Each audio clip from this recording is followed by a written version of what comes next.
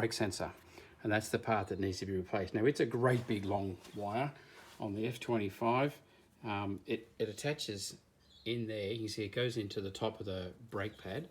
Now you can actually just grab a pair of pliers and pull that out, but as you see, you come along, it's just a press fit like that, all the way along into the back here.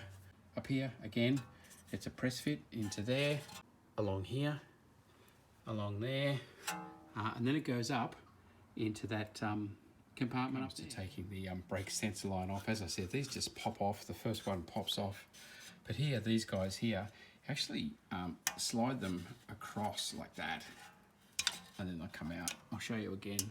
Yeah, just grab it on the top and slide it.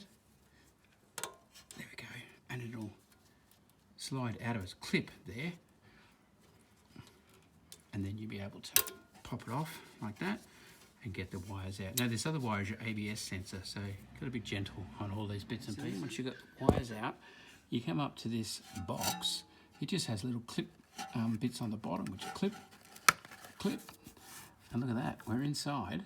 The brake is the top of these two. This is the ABS, the brake's on top, and that will just pull straight out like that,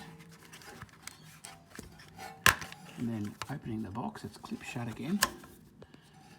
The little box is all about weatherproofing the plug. So once the plug comes out, you can then, here's the clip here,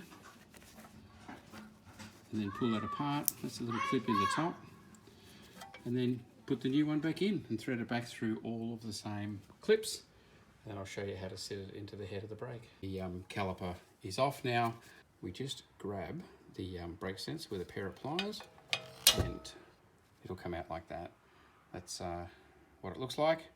And that wearing edge side that you can see there, that's worn off, is why this triggered. What happens is there's a return. There's two wires inside that brake sensor, and what happens? They come up to that little point there. And when that point wears off, it breaks the wire, breaks the connection, and it sends a signal back to the car saying, hey, the brake pads are really dangerously low and they need to be replaced. If you replace the brake pads before the sensor wears out, then obviously it's still there. It only goes if your brake pads get so low. But you can clearly see that little shiny mark on there where it's touched, and you can hear it too. My wife was driving. When she went off, she said she heard this funny squeaking sort of sound when she put the brakes on, and sure enough, it was the brake sensor. And then straight after it, the light came on. So it did its job, and we've got another one of those to replace it with. Well, good day there. Welcome to this Mark's Reviews and Tutorials video. We're going to show you how to put in a new rear sensor, and I've just stripped out the old one, and the first thing that we do is make sure that they're the same, because you need all of these little clips and things to be in the right position. So just hold them side by side and make sure they're the same, which this one is right through the end. Most important, of course, is the plug on this end. Needs to be the same, but also, you know, all of these little fittings need to be the same as well, so it can fit. All right, let's get into it. I'll show you the track that it takes and how to get it in. Start actually at this end here, and that's very important. Now the sensor, the actual sensor part of it is this little blob up on top here, and this goes in here is where we're going to put that with the sensor pointing. This is the disc brake here with the sensor pointing that way. So that goes in, and you hear that click, beautiful, just like that. And then next one over here is this clamp, so we'll feed all that through. So that then comes out here, and it just presses on like that, clamps into place.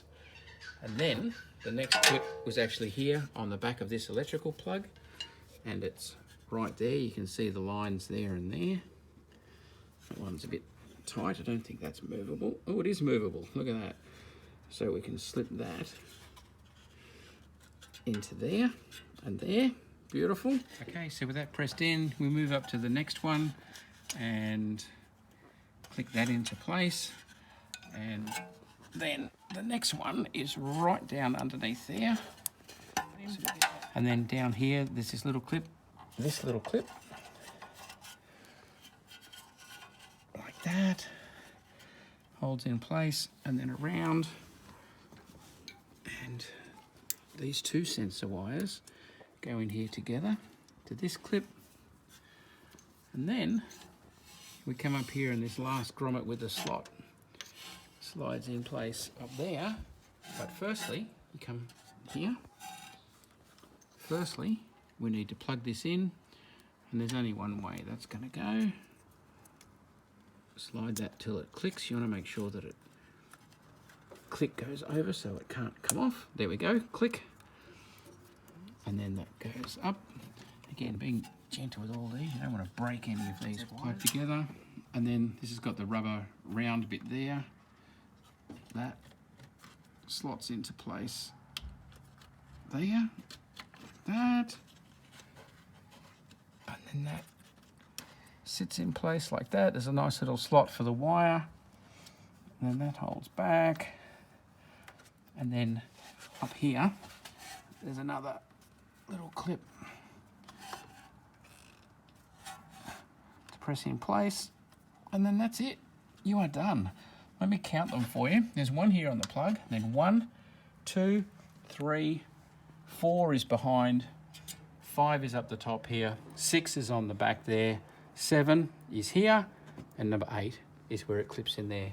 Put all those in place and you'll be in business. Now I'll put a link through at the end of this video to how to reset it, because if you've had to replace this, then your sensor wire is broken. You'll have to reset it in the dash. So have a look at the next video and I'll show you how to reset it on the dash.